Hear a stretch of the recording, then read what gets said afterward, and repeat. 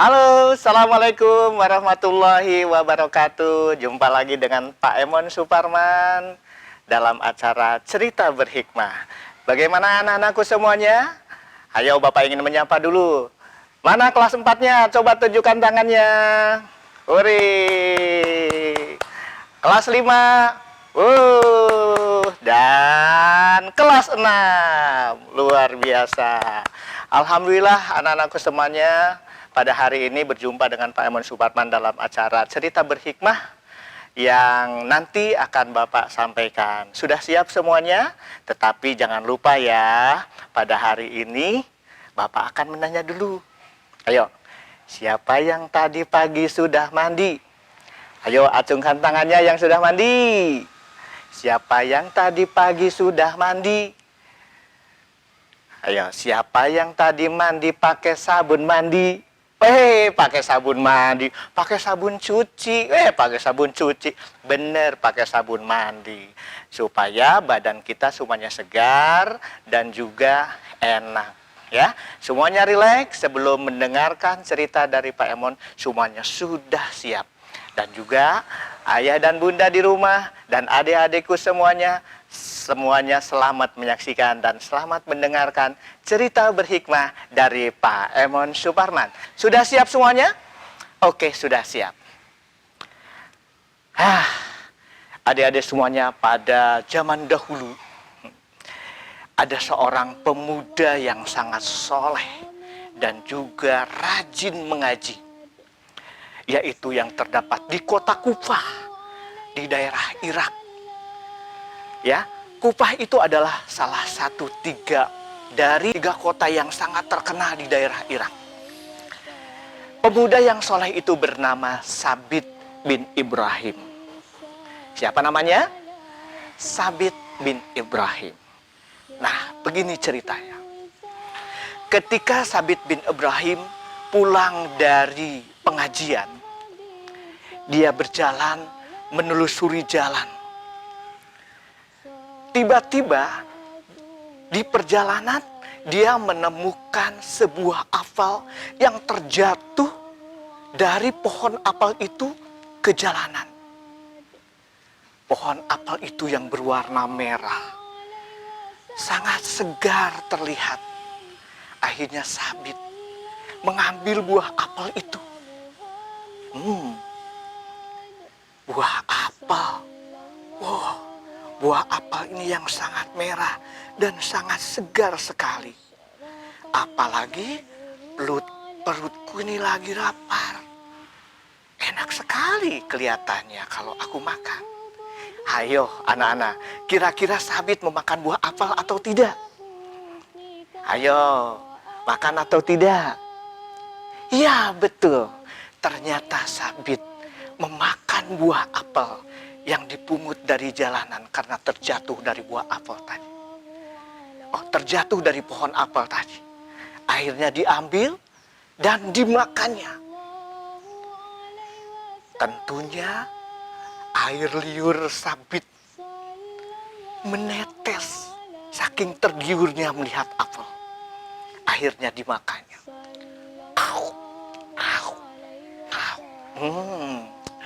Lezat sekali buah apel ini. Tetapi apa? Ternyata baru saja setengah buah apel yang dimakan oleh Sabit itu, dia teringat bahwa apel itu adalah bukan miliknya. Apel itu adalah bukan milik Sabit. Pasti ada pemiliknya. Baru sadar Sabit memakan buah apel yang bukan miliknya. Akhirnya Sabit berpikir untuk mencari pemilik pohon apel ini, untuk meminta agar buah apel yang dimakannya diikhlaskan dan dihalalkan. Sabit pun berjalan, bergegas menelusuri kebun apel. Ini kebun apel, pasti dari sini jatuhnya.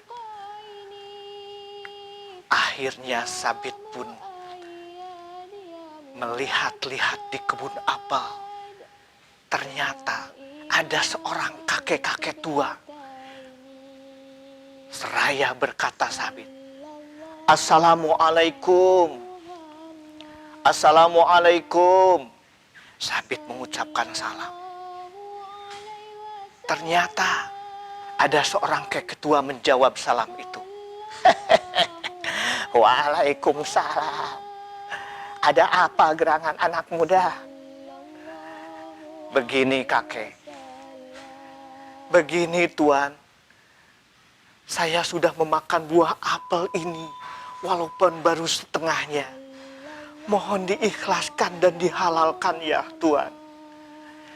Aku mohon tuan, halalkan buah apel yang aku makan ini." Sabit memohon diikhlaskan buah apel yang telah dimakannya. Apa kata si kakek tua tadi? "Wahai anak muda, aku ini bukan pemilik kebun apel ini, wahai anak muda. Saya tidak mengikhlaskan, saya tidak bisa menghalalkan buah apel yang telah engkau makan, wahai anak muda." Sabit terkejut. Jadi, ini kebun apel bukan milik tuan. Siapa pemilik kebun apel ini, tuan? Anak muda, kalau engkau ingin menemui pemilik kebun apel ini, jaraknya sangat jauh. Di sana, kalau anak muda ingin menemuinya harus menempuh jalan sehari semalam sampai ke sana, wahai anak muda. Sabit terperangah. Tapi dalam pikirnya, tidak masalah. Yang penting apel yang sudah aku makan bisa halal. Bahkankah Rasulullah Shallallahu Alaihi Wasallam telah mengingatkan lewat sabdanya, barang siapa yang perutnya, tubuhnya dimasuki barang-barang yang haram, makanan yang diharamkan, maka sepantasnya orang itu adalah menjadi umpan api neraka. Na'udzubillahi min dzalik. Sabit gemetar. Akhirnya Sabit pun menelusuri jalan. Walaupun jauh dia bertekad ingin menemui pemilik kebun apel itu. Dia berjalan. Berjalan walaupun sudah latih, tetap dia berjalan. Yang penting aku mendapatkan keriduan dan keikhlasan dari pemilik kebun apel ini. Nah, anak-anak semuanya, tidak lama kemudian Sabit pun tiba di rumah pemilik kebun apel itu. Seraya berkata mengucapkan salam. "Assalamualaikum warahmatullahi wabarakatuh." Sabit mengucapkan salam. "Assalamualaikum warahmatullahi wabarakatuh." Terdengar dari dalam rumah ada yang menjawab salam.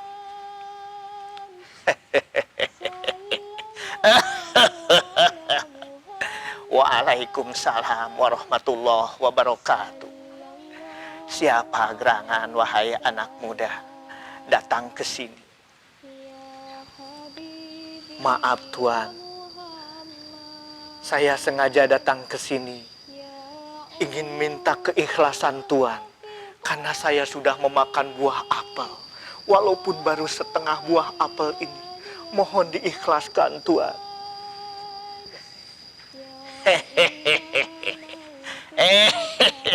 Wahai anak muda, aku tidak akan menghalalkan, mengikhlaskan buah apel yang telah engkau makan ini, wahai anak muda. Sabit terperangah, kaget. Tidak akan diikhlaskan, berarti tubuhku termasuki dari makan yang tidak halal. Bagaimana ini ya Allah? Tuan, aku mohon Tuan, ikhlaskanlah buah apel yang telah aku makan, agar aku tidak mempunyai dosa Tuan. Wahai anak muda, sekali lagi Aku tidak akan mengikhlaskan buah apel yang engkau makan, kecuali dengan satu syarat. Hah? Syarat? Apa syaratnya? Wahai Tuhan, apa syaratnya Tuhan? Apakah karena aku makan setengah buah apel, aku harus memenuhi syarat itu untuk mengikhlaskannya, wahai Tuhan? Wahai anak muda, ingin tahu syaratnya? Syaratnya adalah aku akan mengikhlaskan buah apel yang engkau makan. Aku akan menghalalkan buah apel yang engkau makan. Asalkan, wahai anak muda, engkau mau menikah dengan putriku. Bagaimana? Sabit terperangah mendengar syarat yang diajukan oleh pemilik kebun apel itu. Dia memohon kepada Allah, walaupun syarat itu tidak masuk akal. Sabit sudah berkomitmen, sudah berjanji, sudah berikrar bahwa dia akan patuh pada perintah Allah, akan melaksanakan kewajiban-kewajiban yang diperintahkan Allah, termasuk untuk menghalalkan buah apel yang aku makan ini, walaupun syaratnya harus dengan benar. Aku sudah bertransaksi dengan Allah, aku akan menjalankan tugasnya, kata Sabit. Dia pun akhirnya setuju dengan syarat itu. Wahai Tuhan, aku setuju dengan syarat yang Tuhan berikan. Yang penting buah apel yang sudah aku makan ini, tolong diikhlaskan dan dihalalkan. Bagus kalau begitu. Tetapi jangan bangga dulu. Harus engkau ketahui, wahai anak muda, bahwa putriku memiliki beberapa kekurangan. Apa kekurangan dari Tuan Putri? Wahai Tuan pemilik kebun apel. Putriku memiliki beberapa kekurangan. Putriku adalah buta. Tidak bisa melihat, wahai anak muda. Apa? Buta. Selain itu, putriku adalah seorang yang tuli. Apa Tuhan? Tuli. Dan juga, wahai harus ketahui anak muda, putriku itu adalah seorang yang bisu dan juga lumpuh. Wah, Sabit terkaget-kaget. Akhirnya Sabit pun, dia berpikir sejenak. Apa gara-gara hanya makan setengah buah apel, aku harus menikah dengan putri yang menikah dengan putri yang tuli, menikah dengan seorang putri yang bisu, dan juga menikah seorang putri yang lumpuh. Ya Allah, apa ini gerak? Wahai Tuhan, walaupun demikian, aku siap untuk menikah dengan putri Tuhan. Bagus, wahai anak muda. Tidak lama kemudian,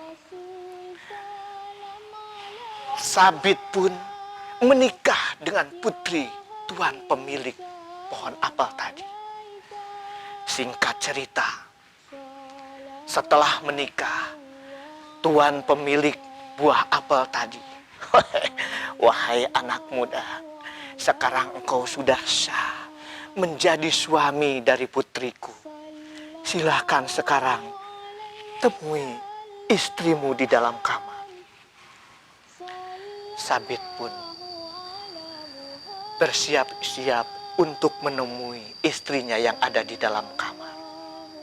Dia berjalan perlahan. Seraya berkata Sabit, Assalamualaikum warahmatullahi wabarakatuh.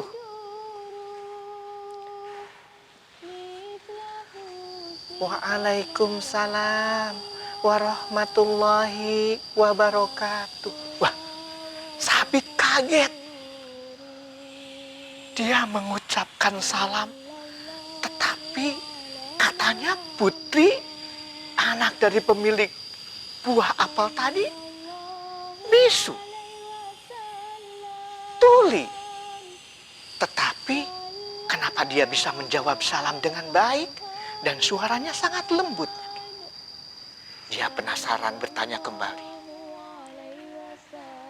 Assalamualaikum warahmatullahi wabarakatuh. Waalaikumsalam warahmatullahi wabarakatuh. Sabit pun yakin. Akhirnya Sabit pun mengelurkan tangannya. Dan Putri menyambut uluran tangannya. Kemudian Sabit terkaget-kaget. Katanya putrinya itu adalah lumpuh dan juga bisu. Tetapi kenapa bisa menyambut tangannya? Dan juga bisa menjawab salam dengan suara yang indah. Sabit pun penasaran. Karena istrinya masih tertutup dengan cadar. Akhirnya dibukanya perlahan-lahan. Tetapi sebelum dibuka, Sabit pun penasaran. Mengapa tuan pemilik apel tadi mengatakan dengan tidak sebenarnya? Mengatakan bahwa putrinya itu adalah tuli, buta, bisu dan lumpuh. Tapi kenyataannya tidak demikian. Wahai istriku. Iya Kang Mas. Nah, jawabannya kayak orang Jawa ya. Betulkah yang dikatakan oleh Tuan, oleh ayahmu, bahwa engkau adalah buta? Apa maksudnya? Wahai Kang Mas, aku memang buta. Bukan berarti tidak bisa melihat. Karena mataku tidak pernah melihat hal-hal yang diharamkan oleh Allah Subhanahu wa Ta'ala. Aku buta. Aku tidak pernah melihat yang tidak pantas untuk dilihat. Begitu suamiku. Oh, lantas Sabit pun bertanya kembali. Ayahmu mengatakan bahwa engkau adalah tuli. Wahai Kang Mas, betul aku ini tuli. Ayahku mengatakan dengan benar bahwa aku tuli. Karena telingaku tidak pernah mendengarkan apa-apa yang tidak pantas untuk didengar. Aku hanya mendengarkan lantunan Asmaul Husna, lantunan ayat-ayat Thayyibah, lantunan ayat-ayat suci Al-Quran. Jadi gak pernah aku mendengarkan kata-kata yang kotor. Oh, begitu, kata Sabit. Lantas, wahai Kang Mas, bukankah ayahku juga mengatakan bahwa aku bisu dan lumpuh? Ya, betul. Ayahmu mengatakan bahwa engkau adalah bisu dan juga lumpuh. Apa maksudnya gerangan? Wahai Kang Mas, begini, aku bisu karena mulutku hanya untuk mengucapkan kata-kata yang baik, kata-kata yang diridhoi oleh Allah Subhanahu wa Ta'ala. Tidak pernah mulutku mengatakan ucapan kata-kata yang kotor. Dan juga aku dikatakan oleh ayahku adalah lumpuh karena kakiku tidak pernah diajak berjalan ke jalan yang kotor, ke jalan yang tidak diridhoi oleh Allah. Kakiku hanya melangkah ke dalam Subhanahu wa Ta'ala. Begitu ayahku mengatakan tadi. Oh, aku maksudnya tahu. Berarti engkau adalah wanita solehah. Engkau adalah istri yang solehah. Aku akan membuka kudungmu dengan perlahan. Sabit pun penasaran ingin melihat wajah dari istrinya itu. Akhirnya dibukalah dengan perlahan. Mohon maaf istriku, aku ingin melihat wajah. Dibukalah cadar penutup wajahnya. Alangkah terkejutnya Sabit melihat wajah istrinya yang cantik jelita, sempurna. Wajahnya yang bercahaya bagaikan bulan purnama di tengah malam gelap gulita. Cantik luar biasa. Wahai istriku yang soleha, alangkah indah dan cantiknya wajahmu. Terima kasih ya Allah ya Rabb. Akhirnya Sabit pun dengan istri yang tercintanya hidup rukun, menjadi keluarga yang sakinah mawadah warahmah. Dan tidak lama kemudian Sabit dan istrinya dikaruniai seorang putra yang sampai saat ini dikenang namanya. Dia menjadi imam yang ilmunya bisa mencerahkan seluruh dunia. Dialah anak Sabit dan putrinya itu, dan istrinya itu. Dialah yang terkenal Imam Abu Hanifah.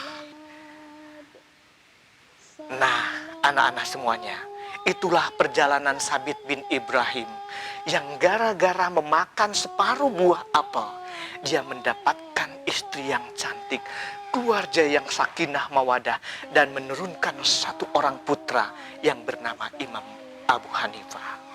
Bagaimana anak-anak? Menarik tidak ceritanya? Luar biasa. Yuk dari sekarang kita jaga makanan kita, agar makanan yang masuk ke dalam tubuh kita adalah makanan yang halal, yang diridhoi oleh Allah Subhanahu wa Ta'ala, agar kelak di akhirat kita tidak menjadi umpan api neraka. Demikian cerita dari Pak Emon, dan mohon maaf apabila ada kata yang kurang berkenan dan juga ada kesalahan. Mohon dibukakan pintu maaf. Selamat menunaikan ibadah puasa Ramadan. Semoga kita bisa menjalankan ibadah puasa Ramadan dengan penuh kesabaran dan keikhlasan. Selamat siang dan sampai jumpa dengan Pak Emon di lain waktu dan lain kesempatan. Billahi taufiq wal hidayah. Wassalamualaikum warahmatullahi wabarakatuh.